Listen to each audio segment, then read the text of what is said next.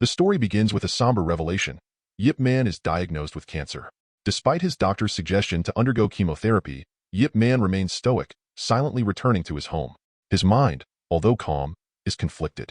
He faces his mortality with the quiet strength of a man who has lived a life of purpose but knows his time is limited. At the Wing Chun Academy, an unexpected visitor arrives, an African-American man, whose eyes light up at the sight of a photograph of Yip Man and his students on the wall. His fascination with the master's legacy is palpable. When he enters the academy, he is met with hostility and skepticism from Yip Man's students, who judge him for his appearance and language. The tension quickly escalates into a fight, and to everyone's shock, the visitor skillfully overpowers one of the students. Just as he is about to deliver a finishing blow, Yip Man himself intervenes, effortlessly knocking him down. However, the visitor, instead of reacting with anger, is filled with awe. He introduces himself as a student of Bruce Lee, Yip Man's most famous disciple, and reveals that he has come to invite the master to the United States to watch a prestigious karate fight. He hands Yip Man a flight ticket and a kung fu guidebook written by Bruce Lee himself. Though touched by the gesture, Yip Man declines, explaining that his time is running out. He gently excuses himself, but the visitor leaves the ticket with Yip Man's student, just in case he changes his mind. Meanwhile, Yip Ching's reckless behavior continues to spiral. At school, he engages in a brutal fight with a classmate, leaving the boy with serious injuries. The headmaster, fed up with Yip Ching's antics, calls Yip Man to complain. It is revealed that Yip Ching has a long history of violent behavior, frequently getting into fights with other students. The headmaster has had enough and expels him from the school. Yip Man apologizing on his son's behalf and pleading for another chance, but the headmaster is firm. He suggests that Yip Ching should be sent abroad to study, as no school in China will accept him at this time of year. Back home, Yip Man reflects on the headmaster's advice. After much contemplation, he decides to send his son to the United States, where he hopes Yip Ching can have a fresh start. That night, Yip Man asks his trusted friend, Fatso, to look after his son while he is away. When Yip Ching learns of the plan, he is furious. He protests, insisting that he wants to stay in China and learn kung fu like his father. In a heated exchange, Yip Ching confesses that his rebellious behavior stems from being blamed for his mother's death, a burden he can no longer bear. Enraged, Yip Man slaps his son, but before the situation escalates further, Fatso intervenes, calming them both down. The following day, Yip Man boards a plane to the United States, determined to find a good school for Yip Ching. Upon his arrival, he is greeted by KH, a member of the Chinese community, who drives him to the Chinese Benevolent Association, CBA.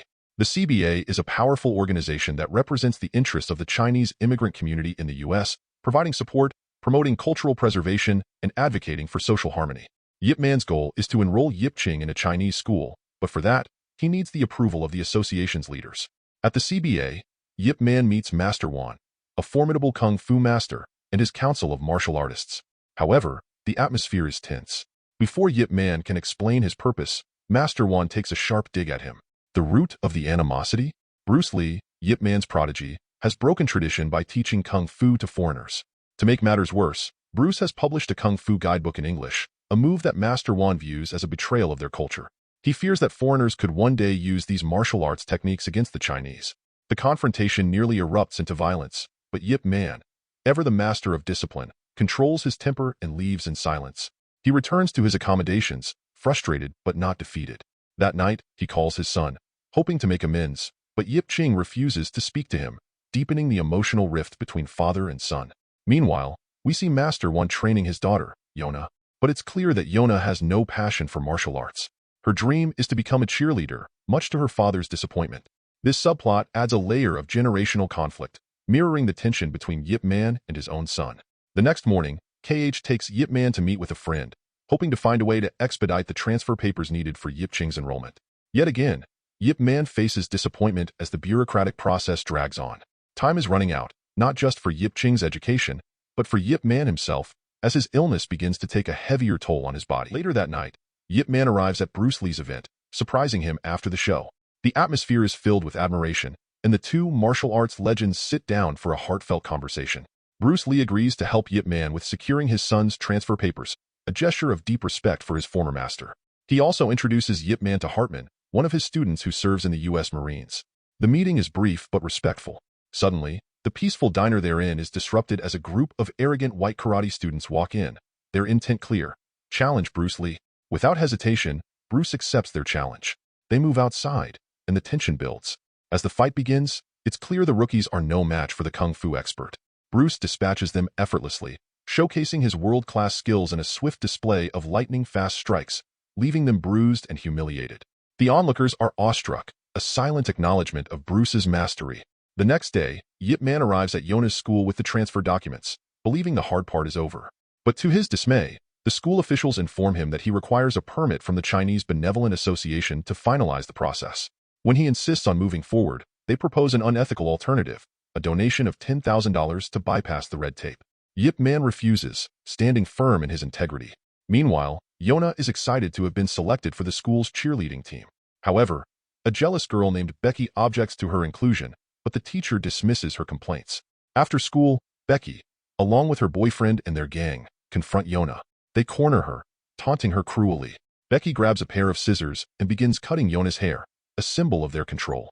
Yona, terrified and humiliated, breaks free, shoving Becky into a fence, leaving a scratch on her face. As Becky's boyfriend prepares to strike Yona, Yip Man appears. Yip Man intervenes with precision and grace, quickly disarming the gang with swift, fluid movements. His kung fu leaves them speechless, their arrogance shattered. The crowd of students watching are left stunned by the display, realizing the depth of his skill and wisdom.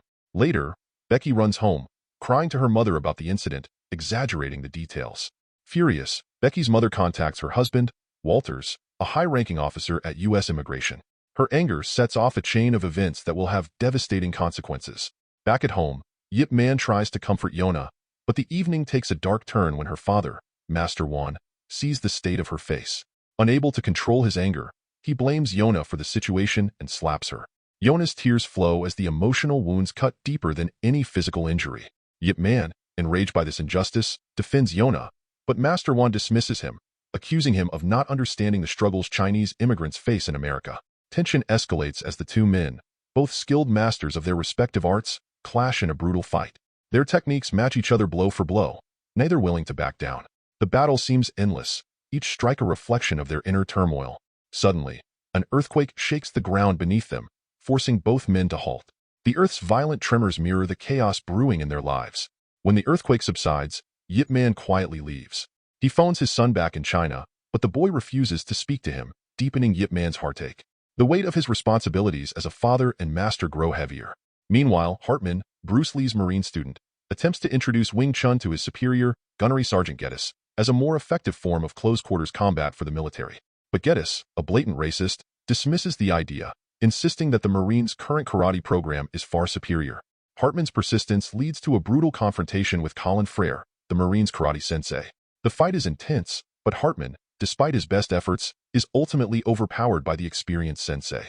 As days pass, Yona manages to acquire the permit Yip Man needs, but when she presents it to him, he tears it apart. He knows she obtained it through underhanded means, and his honor won't allow him to accept such deceit. Instead, Yip Man decides to approach Master Wan again, hoping to resolve their differences through genuine understanding. Yona, however, shrugs it off, inviting him to a Chinese festival at the Marine base instead. On the day of the festival, the air buzzes with excitement as Hartman demonstrates Chinese kung fu to his commander. Impressed by the display, the commander orders Hartman to teach Barton, a fellow Marine, and allows Hartman to conduct more research at the festival. Barton, however, is less than thrilled. Angry and humiliated, he conspires with Colin to prove that Americanized karate is superior to kung fu. At the festival, Yip Man sits quietly, observing the events with a watchful eye. Yona urges him to sit with the other masters, but Yip Man politely declines, preferring to remain a spectator for now. As the festival unfolds, tension builds in the background. Back at Master Wan's home, an unexpected visitor arrives. Walters, Becky's father, storms in, arresting Wan in connection with an illegal immigrant case. The shocking turn of events sets off a series of consequences that will test Yip Man's resilience, as the battle between honor and survival continues in a land where the rules seem ever-changing. At the vibrant festival, Colin arrives, brimming with arrogance, and immediately picks a fight with the revered kung fu masters. His challenge echoes through the crowd, a declaration of battle that the masters cannot ignore. One by one, they rise to the occasion, but Colin, a formidable fighter, defeats them with ruthless precision. As he is about to strike a female master, a figure suddenly intervenes, none other than Yip Man himself. With a swift and powerful kick, he sends Colin reeling, sparking a deadly duel between them. The battle between Colin and Yip Man intensifies, their moves fluid and fast, each strike a testament to their mastery of martial arts. The crowd watches in awe as the two warriors go back and forth, neither giving an inch. The tension builds, but in the end, it is Yip Man who emerges victorious, much to the delight of the festival goers. The celebration is short-lived, however, as Yona's uncle arrives with grim news. Yona's father has been arrested. Concerned for her father, Yona, accompanied by Yip Man and her uncle, hurries to the immigration office. Meanwhile, the news of Colin's defeat reaches Barton, and fury ignites within him. Determined to exact revenge, he storms towards the Chinese Benevolent Association. At the Immigration Detention Center, Walter, an unscrupulous officer, accuses Master Wan of forging documents to help illegal immigrants enter the U.S. Master Wan denies the accusations, but Walter, indifferent to the truth, orders his men to detain everyone at the association. As Yip Man and Yona approach the immigration office, they are stopped by a familiar face, the African-American man they had encountered earlier. It turns out he works at the office, and he warns Yip Man about Walter's plans to arrest everyone at the association.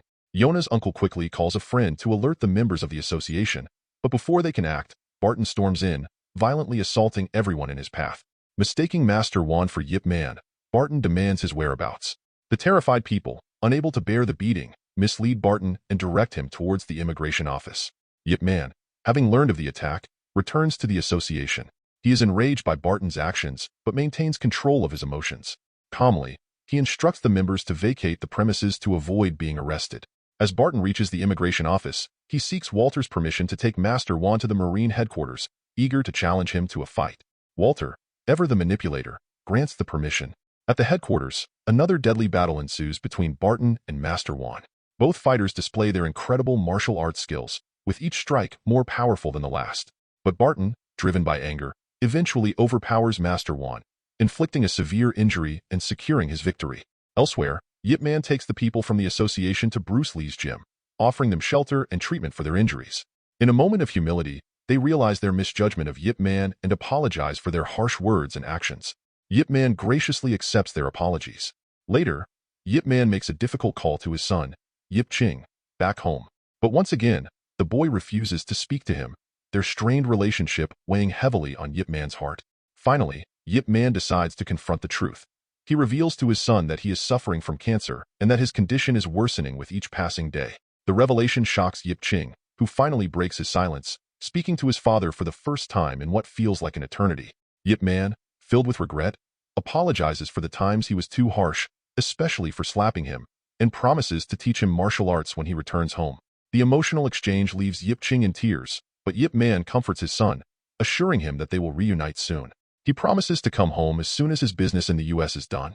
The following day, Yip Man confronts Barton and reveals that he had defeated Colin. Barton, full of rage, challenges Yip Man to a fight, and yet another intense battle ensues. At first, Barton takes the lead, exploiting Yip Man's weakened state due to his cancer. But Yip Man, refusing to give up, summons all his strength and fights back with relentless determination. The fight reaches its climax when Yip Man lands a final, devastating blow to Barton's neck, leaving him defeated. Shortly after, Master Wan recovers from his injuries and reconciles with Yip Man. Grateful for Yip Man's help, he finally grants him the necessary permit to enroll his son in a U.S. school. With his business in the U.S. concluded, Yip Man returns home. Upon his arrival, Yip Ching is overjoyed to see his father, and true to his word, Yip Man agrees to teach him martial arts. However, he sets one condition, that he will only teach him once. As Yip Man demonstrates his moves, Yip Ching films his father, capturing every motion, every technique, every lesson that will stay with him forever. Not long after, Yip Man's battle with cancer comes to an end. He passes away peacefully, leaving behind a legacy that will endure for generations. At his funeral, Bruce Lee, his most famous student, pays his final respects to the man who shaped his life and taught him the art of Wing Chun. Yip Man's life may have ended, but his influence lives on, etched in the history of martial arts and the hearts of those who knew him. If you enjoyed this epic recap, make sure to hit that like button, share your thoughts in the comments, and of course, don't forget to subscribe to Movies Unboxed.